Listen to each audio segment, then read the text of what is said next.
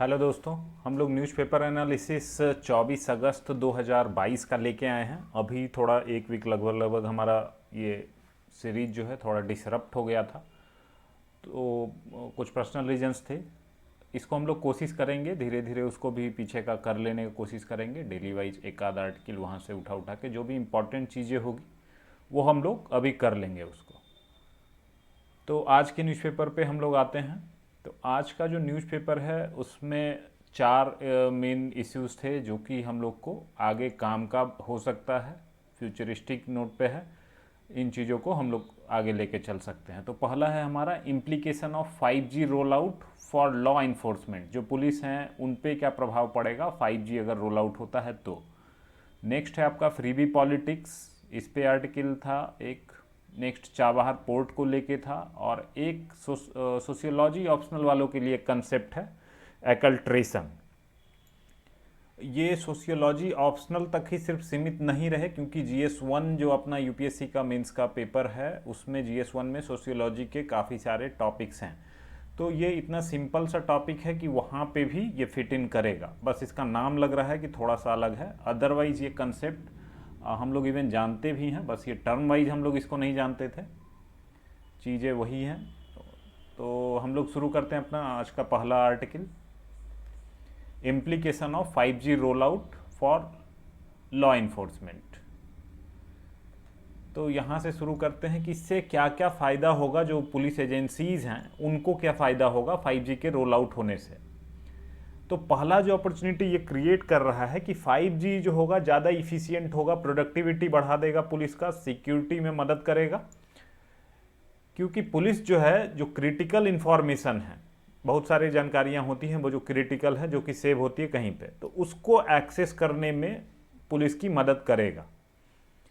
दूसरा क्या है, 5G आपको बैंडविथ इसका काफ़ी ज़्यादा है और लो लेटेंसी है। मतलब क्या है कि आप जब क्लिक करते हैं तो रिस्पॉन्ड होने में जो समय लगता है उसको लेटेंसी बोलते हैं। जो रिस्पॉन्स होके आपको वापस से आंसर मिलता है किसी भी क्लिक का, किसी भी आंसर का, तो वो चीज़ इसमें काफ़ी कम होगी, लेटेंसी पीरियड वो काफ़ी कम होगा। तो इससे क्या होगा कि जो पुलिस डिवाइसेस यूज किए जाते हैं उनके परफॉर्मेंस पे काफ़ी पॉजिटिव इफेक्ट पड़ेगा। जैसे बॉडी कैमरा यूज किए जाते हैं, फेशियल रिकॉग्निशन टेक्नोलॉजी ये यूज करते हैं हम लोग, ऑटोमेटिक नंबर प्लेट रिकॉग्निशन जो गाड़ियों की नंबर प्लेट होती हैं, फिर ड्रोन्स हो गया, CCTVs हो गए, तो इनके परफॉर्मेंस पे काफ़ी पॉजिटिव प्रभाव पड़ने वाला है। नेक्स्ट अपॉर्चुनिटी देखें तो चूंकि 5G जो हमको इंक्रीज्ड स्टोरेज फैसिलिटी देगा, क्योंकि आप क्लाउड पे इसको यूज कर सकते हैं, तो क्लाउड में आपको इंक्रीज्ड वर्चुअल मैनर में आप ऑपरेट कर सकते हैं, तो ज़्यादा फैसिलिटी मिल जाती है, ज़्यादा स्टोरेज कैपेसिटी आपको मिल जाती है ऑनलाइन। इससे क्या होगा कि जो पुलिस का इन्वेस्टिगेशन मेथड है वो ज़्यादा स्ट्रीमलाइन हो जाएगा, क्योंकि उससे रिलेटेड काफ़ी सारी चीज़ें एक जगह पे स्टोर की जा सकेंगी, और उस सारे इन्फॉर्मेशन को यूज करते हुए मान लीजिए कोई सिमिलर केस आया तो वहाँ पे इसको अप्लाई करके उस केस को, जो आने वाले केसेस हैं उनको भी सॉल्व करने में मदद मिल सकती है। तो इनसे उनका इन्वेस्टिगेशन जो मेथड है वो बेहतर होगा। तो 5G से ये फ़ायदा होगा। नेक्स्ट आते हैं हम लोग, इसमें चैलेंज क्या आएगा। तो 5G आने से सिर्फ अपॉर्चुनिटीज़ नहीं होगी, उससे कुछ चैलेंजेज भी आएंगी, कुछ प्रॉब्लम्स भी आएंगी। तो चैलेंजेज क्या क्या हैं इसमें। एक तो पहला चीज़ ये कि जो 5G का पूरा एडवांटेज लेने के लिए ज़रूरी इंफ्रास्ट्रक्चर है वो हमारे पुलिस के पास अवेलेबल नहीं है, ना ही उतना फंड एलोकेट किया जा रहा है ताकि उसके स्ट्रक्चर को अपग्रेड किया जाए 5G इनेबल्ड होने के लिए। तो पहला चैलेंज तो ये हो गया। दूसरा प्रॉब्लम है आपका साइबर सिक्योरिटी का, क्योंकि 5G जो है 4G 3G जैसा नहीं है, जहाँ की आपका सॉफ्टवेयर का ज़्यादा रोल नहीं था, ज़्यादा रोल वहाँ पे जो हार्डवेयर था उसमें चेंज किया जाता था। लेकिन ये जो है इसमें सॉफ्टवेयर का ज़्यादा रोल है, सॉफ्टवेयर डिफाइंड डिजिटल राउटिंग से ही इसको 5G को बनाया गया है। और इसमें जो इंड टू इंड इंक्रिप्शन होता है, एक इंड से बिल्कुल लास्ट इंड तक इंक्रिप्टेड होगा मैसेज, ये होगा कि कवर्ड होगा, आप उसको ये नहीं कर सकते हैं, डिक्रिप्ट नहीं कर सकते हैं। तो इसमें ये फैसिलिटी नहीं है इंड टू इंड इंक्रिप्शन की। तो अगर इनक्रिप्शन नहीं होगा, मैसेज को अगर इनक्रिप्ट नहीं किया जाएगा, छिपाया नहीं जाएगा, हाइड नहीं किया जाएगा, तो उस कंडीशन में जो साइबर अटैक्स हैं उनकी संभावना ज़्यादा बढ़ जाती है, क्योंकि मैसेज ओपन है, कुछ भी हो सकता है। नेक्स्ट क्या है कि जो साइबर बुलिंग का इंसिडेंस होगा वो भी बढ़ेगा, क्योंकि इससे काफ़ी सारा लोग जो होगा नेट से कनेक्ट होंगे, तो अच्छे लोग, बुरे लोग, हर प्रकार के लोग कनेक्ट होंगे। तो जब कनेक्ट होते हैं तो अच्छी चीज़ों के साथ जो क्रिमिनल एक्टिविटीज़ हैं साइबर स्पेस में वो भी बढ़ने की संभावनाएं हैं, ज़्यादा है। तो साइबर बुलिंग के केसेस भी संभावित है कि बढ़ सकते हैं। साइबर बुलिंग क्या होता है कि आप साइबर स्पेस में किसी को बुली कर रहे हैं, किसी को परेशान कर रहे हैं, टीज कर रहे हैं, जैसे साइबर स्टॉकिंग, ये सारा कुछ उसके अंदर में आता है। तो ये चैलेंजेज हो गए। अब इसको फिक्स कैसे करेंगे वो हम लोग देखते हैं कि क्या करके इसको फिक्स किया जा सकता है। पहला क्या है कि आप पुलिस को 5G इनेबल्ड जो क्राइम्स हैं उसके लिए आप ट्रेनिंग दें, तो वो ट्रेनिंग आपको प्रोवाइड करना पड़ेगा। दूसरा क्या है कि गवर्नमेंट और जो टेलीकॉम कंपनी जो कि 5G ऑफर करने वाली है उनको एक 5G crime monitoring task force साथ में सेटअप करना चाहिए, ताकि इस तरीके का कोई भी नया क्राइम अगर आता है तो उसको मॉनिटर किया जा सके, पहचाना जा सके। नेक्स्ट क्या है, इसके रिगार्डिंग आपको रेगुलेशन क्रिएट करें, आप इसको रेगुलेट करने की ज़रूरत है कि कैसे है, उसको कैसे टैकल करेंगे, उसके रिलेटेड पूरी रेगुलेशन तैयार की जानी चाहिए, उसको इम्प्लीमेंट किया जाना चाहिए। नेक्स्ट क्या है कि बहुत सारे ऐसे केसेस हैं जहां की जो डिवाइसेस यूज हो रहे हैं उसका अगर लोकेशन ट्रैक हो जाए, इसका अगर परमिशन इसको मिल जाता है, तो लोकेशन विक्टिम का भी हो सकता है और जो परपेट्रेटर है, जो एक्चुअल क्राइम को बढ़ावा दे रहा है, उन दोनों का लोकेशन अगर मिल जाएगा तो ट्रैकिंग में काफ़ी आसानी होगी। तो ये इसमें जो है सहयोग की बात जो टेलीकॉम कंपनीज है, जो फ़ोन कंपनीज हैं, उनसे होना चाहिए, ताकि लॉ इन्फोर्समेंट में इनको सहायता मिल सके। तो ये वाला चीज़, ये सारी चीज़ें करके इसमें हम लोग इसको 5G रेडी पुलिस अपना बना सकते हैं। तो यही इस आर्टिकल में चीज़ था।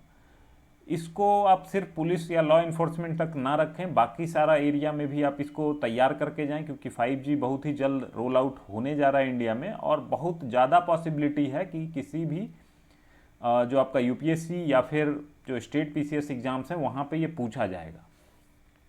नेक्स्ट टॉपिक पे हम लोग आते हैं फ्रीबी पॉलिटिक्स को लेके। तो ये आर्टिकल लिखा गया है फिरोज बरून गांधी जी के द्वारा। तो ये अभी मेंबर ऑफ पार्लियामेंट हैं पिलवित कंस्टिट्यूएंसी से, बीजेपी पार्टी के लिए ही। तो उनका एक आर्टिकल है फ्रीबी पॉलिटिक्स को लेके। तो इसमें हम लोग देखते हैं, तो ये फ्रीबी पॉलिटिक्स में बात शुरू करते हैं कि 1967 से लगभग ये चीज़ देखने में आता है कि ये चीज़ शुरू हुआ, जिसमें कि जो डीएम की पार्टी है, DMK, उन्होंने एक प्रॉमिस की वजह से उनका बहुत बड़ा योगदान रहा, जिसकी वजह से वो पावर में आ पाए। उन्होंने प्रॉमिस किया था कि 1 रुपये में 4.5 kg राइस का एक थैला सबको दिया जाएगा। धीरे धीरे ये जो फ्रीबी पॉलिटिक्स है, gas stove, colour TV, laptop, payment for house hold work जो अभी ऑफर किया था, जो कमल हसन की पार्टी थी, उन्होंने जब वो अभी खड़ा हुई थी इलेक्शन में, या जनरली वो कैंपेन मोड में ही थी, तो वहीं पे उन्होंने एक्चुअली रजिस्टर नहीं किया था पार्टी, तो उसी मोड में ही उन्होंने प्रॉमिस किया था कि हाउस होल्ड जो एक्टिविटीज़ वुमेन करती हैं घर में, उनको उसके लिए तनख्वाह दी जाएगी, अपने ही घर में जो वुमेन काम कर रही हैं उनको। तो उस पर काफ़ी सारा डिस्कशन हुआ था। तो ये भी एक काइंड ऑफ फ्रीबी ही है। इसके अलावा जो free power, free water, free electricity, ये जो चीज़ ऑफर किया जाता है, फ्री बस ट्रैवल, बहुत सारी गवर्नमेंट इसको कर रही हैं, दिल्ली गवर्नमेंट, हिमाचल, पंजाब। फिर एक तरीका दिया गया अभी आसाम गवर्नमेंट के द्वारा, जो कि जो बूढ़ी महिलाएं थी उनको आइडेंटिफाई करके उनको डायरेक्ट बेनिफिट ट्रांसफ़र किया जा रहा था। यही चीज़ प्रॉमिस किया गया था आसाम इलेक्शन में अभी कुछ पिछले साल। तो ये पार्ट ऑफ फ्रीबी पॉलिटिक्स है। अब इसका प्रभाव क्या पड़ता है, तो इसका जो प्रभाव हम लोग को आंकड़े के टर्म में अगर देखते हैं, तो जो आंध्र प्रदेश गवर्नमेंट थी उसका इस फिनेंशियल ईयर में 1,62,000 करोड़ इतना उनका बर्डन था उनके स्टेट इकोनॉमी के ऊपर, बस ये फ्रीबी पॉलिटिक्स के चक्कर में। नेक्स्ट अगर देखें, जो पंजाब गवर्नमेंट ने अभी अनाउंस किया था और उसको इम्प्लीमेंट किया है कि 51 लाख हाउस होल्ड को वो फ्री इलेक्ट्रिसिटी देंगी एक फिक्स लिमिट तक, तो उसका जो कॉस्ट आने वाला है वो 7,117 करोड़ जो पावर डिस्कॉम कंपनीज हैं उनको बर्डन ये झेलना पड़ेगा। भले ही उसको पंजाब गवर्नमेंट बाद में आके अपने ऊपर ले ले, लेकिन जो इंस्टेंस होगा पावर डिस्कॉम कंपनी को ही इनिशियली झेलना होगा।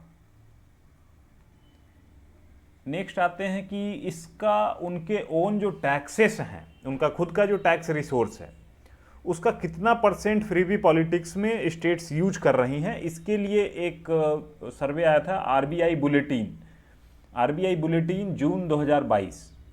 इसके अंदर में स्टेट वाइज ये आंकड़ा दिया गया कि आंध्र प्रदेश जो है अपने टैक्स का 30.3% फ्रीबी पॉलिटिक्स में फाइनेंशियल 2023 में एलोकेट करके रखी है। यही परसेंटेज हम लोग एमपी के लिए देखते हैं तो ये 28.8% है। पंजाब के लिए ये परसेंटेज 45.4% है, वहीं वेस्ट बंगाल के लिए 23.8% है ये परसेंटेज। तो खुद का उनका टैक्स जो आने वाला है, खुद का टैक्स बेस जो है, वहां से ये चीज इतना पैसा वो निकाल के खर्च करने वाली है उनका खुद का टैक्स से। नेक्स्ट आते हैं कि अब इसको एड्रेस कैसे करें, कैसे टैकल करें इस प्रॉब्लम को। तो यहाँ पे वरुण गांधी जी सजेस्ट करते हैं कि जब जिस टाइम पे फ्रीबी का कुछ नया लाया जाता है कि ये फ्रीबी हम ऑफर कर रहे हैं, ये चीज़ आपको दे रहे हैं आगे, या फिर इलेक्शन के टाइम पे प्रॉमिस करते हैं, तो उसमें उसके साथ में ही उसका फंडिंग प्लान भी आना चाहिए कि आप कैसे इसका पैसा कहाँ से लेके आएंगे। इसके अलावा एक बजटरी ऑफिस भी इसके रिगार्डिंग में एक बना दें जो कि इसकी बात बताए कि कहाँ कहाँ से फंड आने वाला है, कैसे उसका मेथड होगा जिसकी वजह से वो फ्रीबी दिया जा सकता है। नेक्स्ट क्या है कि हम लोग उस तरीके की एरियाज में ज़्यादा इन्वेस्ट करें जो कि कैपिटल एक्सपेंडिचर की तरफ अगर ट्रांसफ़र हो रहा है तो उस वहाँ पे उसको प्रायोरिटाइज किया जाए। तो कैपिटल एक्सपेंडिचर सिर्फ यहाँ इंफ्रास्ट्रक्चर वाली बात नहीं होगी, उसमें आपका हेल्थ इंफ्रास्ट्रक्चर, एजुकेशन हो गया, सैनिटेशन हो गया, तो ये सारे को जो कैपिटल एक्सपेंडिचर हैं उसमें जो है कैपिटल एक्सपेंडिचर को प्राथमिकता दी जाए, बशर्ते कि बाकी सारे स्कीम्स को। अगला जो सजेशन है वो ये है कि जो फिस्कल प्रोबिटी है, जो एफआरबीएम एक्ट में टारगेट दिया गया कि आपका जो रेवेन्यू डेफिसिट है, राजस्व घाटा जो है, एक लिमिट है उस तक आपको रखना है। आपका जो फिस्कल डेफिसिट है, रेवेन्यू डेफिसिट है, उसको आपको उसी लिमिट के अंदर में ही रहना है, एफआरबीएम एक्ट वाला। तो उसको आप रखें हमेशा, उसको लिमिट में ही रखें अपने बजट को। सारे स्टेट्स को ये सजेशन है। और जो अगला सजेशन है वो ये बोलते हैं कि इसके बारे में ना सिर्फ पॉलिटिकल पार्टीज के बारे में डिबेट हो, बट जो वोटर्स हैं उनके बीच भी ये डिबेट होने की आवश्यकता है कि क्या ये मिलना चाहिए, क्या नहीं मिलना चाहिए।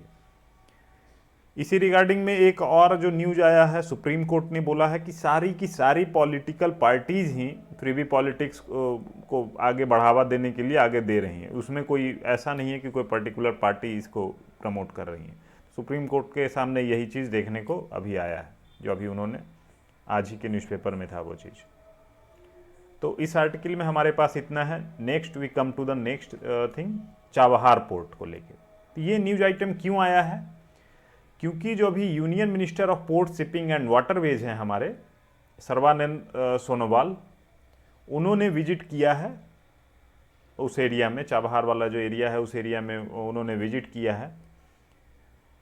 तो ये दिखाता है कि गवर्नमेंट का इंटरेस्ट जो है फिर से चाबहार पोर्ट की ओर बढ़ा है, जो कि अभी कुछ दिनों तक ये दिख रहा था कि हम लोग उस पर काफ़ी धीरे धीरे आगे बढ़ रहे थे। तो इसमें क्या क्या चीज़ें हैं उसको हम लोग देख लेते हैं। तो अगर हम लोग देखें कि इस एरिया में इंटरेस्ट हमारा कब से आया है, तो ये अटल बिहारी वाजपेयी जी की जब सरकार थी 2003 में, उसी समय पे पहला एग्रीमेंट साइन किया गया जिसमें कि 3 ऑब्जेक्टिव उसमें स्टेटेड था।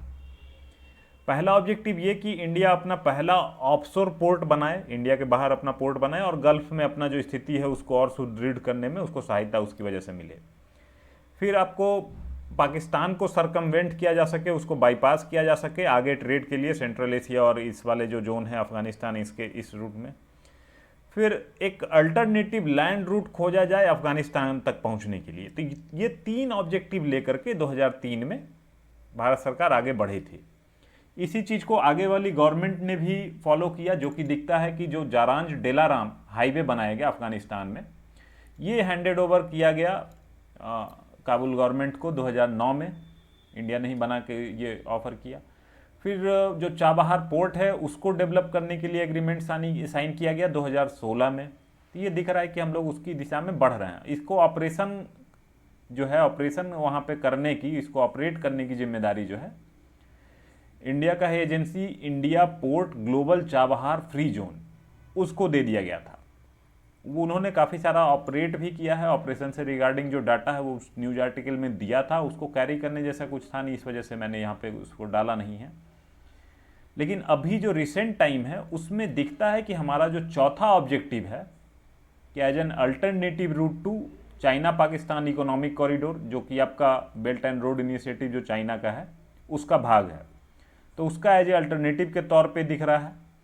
और जो INSTC है, international north south transport corridor, तो ये जो है इंटरनेशनल वाला जो चीज़ है, जो आपका पूरा रसिया से घूमते हुए हमारे यहाँ तक मुंबई तक आएगा, काफ़ी सारा इसका फ्यूल इफिशियंसी ज़्यादा बढ़ा देगा, बाकी सारी चीज़ें काफ़ी ज़्यादा फ़ायदेमंद होगा इसका हम लोगों ने पास्ट में भी देखा है, तो उसके साथ में लिंकेज आ जाएगा। तो ये हमारा चौथा ऑब्जेक्टिव है।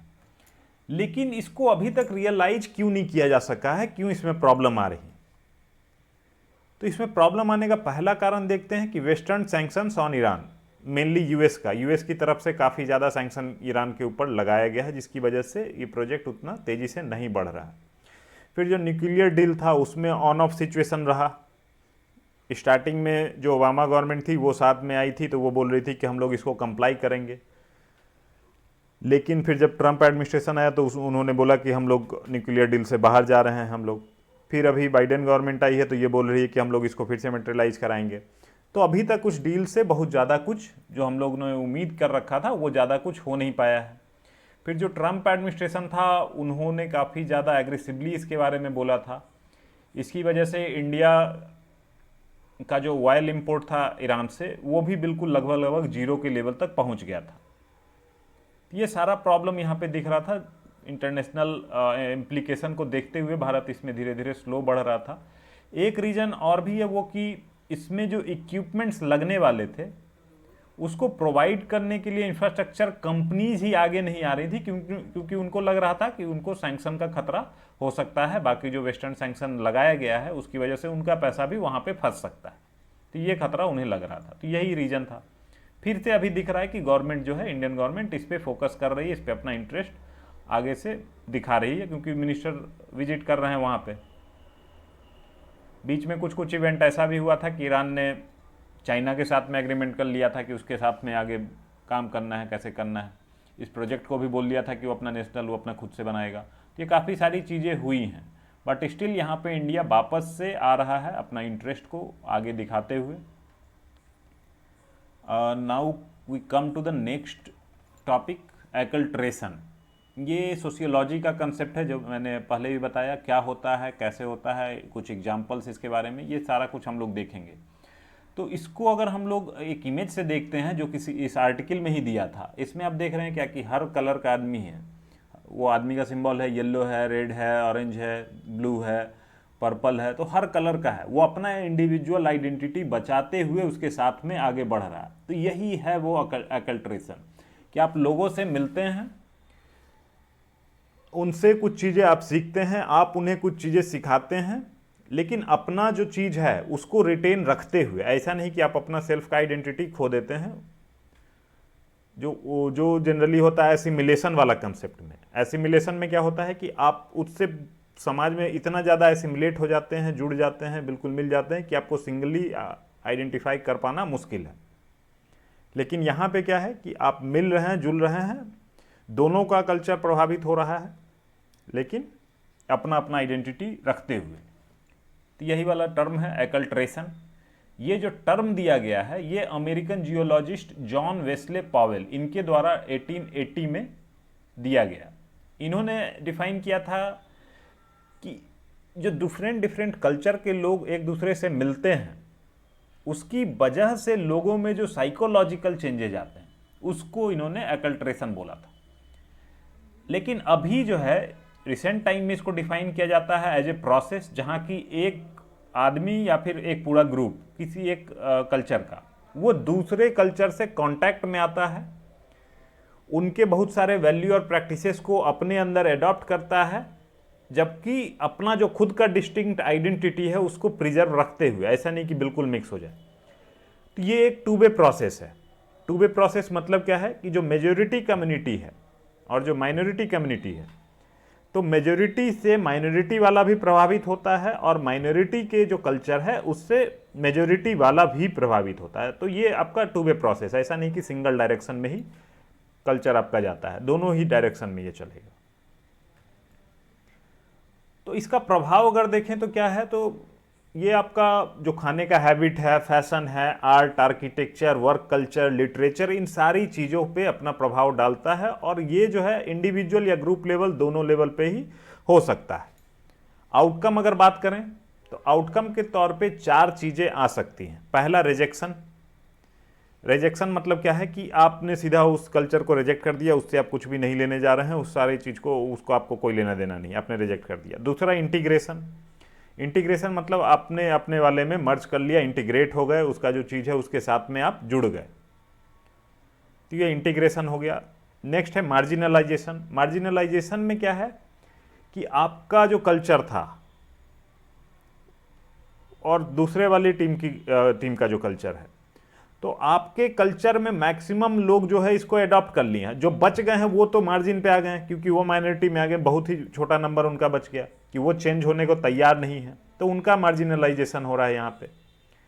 नेक्स्ट क्या है, ट्रांसम्यूटेशन। ट्रांसम्यूटेशन मतलब क्या है कि दोनों से मिल के फ्यूजन करके कुछ नया चीज बन के आता है, एक जो कि दोनों के लिए नया है और दोनों का ही एलिमेंट उसमें शामिल है, तो वो ट्रांसम्यूटेशन है। दोनों में ही कुछ कुछ चीज़ें, कुछ ऐसा कोड ऑफ कंडक्ट आया जो कि दोनों से उठा के कुछ चीज़ों को मिला के बनाया गया। तो ये आपका ट्रांसम्यूटेशन का एग्जांपल। इसके आगे भी हम लोग देखेंगे कि क्या कैसे दिख रहा है वो। एक इसी से मिलता जुलता जो कंसेप्ट मैंने बात किया वो होता है एसिमिलेशन का, पूरा एसिमिलेट हो जाए। तो ये एसिमिलेशन जो है मेल्टिंग पॉट अप्रोच की तरह है, जहाँ पे कि एक बाउल गर्म हो रहा है जिसमें कि बहुत सारे चीज़ें को डाला जाता है, वो मिक्स हो जाते हैं इस तरीके से जिसमें कि उनका जो इंडिविजुअल आइडेंटिटी है वो ख़त्म हो जाता है, वो पूरा ग्रुप एक ही जैसा होमोजेनस ग्रुप की तरह दिखता है, तो वो एसिमिलेशन है। जबकि एक्लट्रेशन में ये चीज़ नहीं है। एक्लट्रेशन में आपकी आइडेंटिटी प्रिजर्व रहती है और उसके अलावा बहुत सारी चीज़ें हैं जो आप दूसरे के कल्चर से लेते हैं, तो ये एक्लट्रेशन है। इसका इंडियन फॉर्मेट में अगर हम लोग देखते हैं कि इंडिया के कल्चर में इसका क्या हम लोग को दिखता है, तो इंडिया के कल्चर में जैसे हमारे खाने में बिरयानी हो गया, फालूदा हो गया, वहीं मसालों में अगर देखें तो जो केसर होता है, जीरा होता है, तो इसका यूसेज जो है हम लोग के यहाँ पे पर्शियन कल्चर से आया है। बहुत सारे लोग वहाँ से आए हैं तो उनसे इंटरेक्शन की वजह से हमारे यहाँ पे वो चीज़ अडॉप्ट किया गया है। फिर दूसरा एग्जाम्पल देखते हैं हम लोग, उर्दू लैंग्वेज। तो उर्दू लैंग्वेज में आपका अरेबियन, पर्शियन, टर्किश और हिंदी, ये चारों लैंग्वेजेस का समाहित रूप हम लोग को देखने को मिलता है उर्दू में। ये एग्जाम्पल है बहुत ही अच्छा अमलगमेशन मतलब जोड़ने का और ट्रांसम्यूटेशन का। यहाँ पे क्या है कि चारों से कुछ एलिमेंट लिया गया है, उससे मिला के एक नया चीज़ बनाया गया है, वो है उर्दू। तो ये एक अच्छा एग्जाम्पल है ट्रांसम्यूटेशन ऑफ कल्चर्स का। इसी का एक और एग्जाम्पल दिया गया है कि जो आपका केरला में बहुत सारे चर्चेज हैं, तो उन चर्चेज में दिखता है कि जो हिंदू आर्किटेक्चरल स्टाइल है उनका प्रभाव जो क्रिश्चियन चर्चेज हैं उनमें दिखता है। फॉर एग्जांपल जो जेसस हैं, जेसस क्राइस्ट, उनको कमल के फूल के अंदर में बिठाया हुआ है, तो ये जनरली हमारे यहाँ पे हिंदुइज्म कल्चर में आता है। फिर आपका गाय का या फिर किन्हीं का जो हम लोग बनाते हैं स्टैचू टाइप से, तो वो आर्किटेक्चर भी बहुत सारे चर्चेज के बाहर हम लोग को देखने को मिल जाता है। तो ये हमारा एग्जाम्पल हो गया हमारी सोसाइटी में एक्लट्रेशन का। तो ये चीज़ का बहुत ही नायाब एग्जाम्पल है इंडिया, बहुत ही सुंदर एग्जाम्पल है इंडिया, जहाँ पे कि आप जो है इंडिविजुअलिस्टिक आइडेंटिटी जो है, अपना जो कोर थीम है उसको आप प्रिजर्व रखते हुए बाकी चीज़ें और सीख रहे हैं। तो इस वाले टर्म को आप लोग अपना जो GS1 का सोशियोलॉजी वाला ऑप्शन है उसमें कल्चर से काफ़ी सारा क्वेश्चन आता है, तो इस टर्म को आप यूज कर सकते हैं वहाँ पे डिफाइन करते हुए। ये सारा एग्जाम्पल भी है जो कि आप वहाँ पे लिख सकते हैं, उसको एक्सप्लेन कर सकते हैं। तो आज का जो हमारा सेशन है उसमें इतनी ही चीज़ें हैं। इसका जो PPT होगा, अगर आप लोग चाहते हैं कि आप PPT फॉर्मेट में इसको पढ़ें, तो हमारा टेलीग्राम चैनल है सिद्धि IAS PCS, उसका लिंक आपको इस वीडियो के डिस्क्रिप्शन में भी मिल जाएगा। वहाँ पे जाके आप PPT डाउनलोड कर सकते हैं। तो आज का जो वीडियो है उसमें हमारे पास इतना ही है। That's all we have for today. Thank you for watching.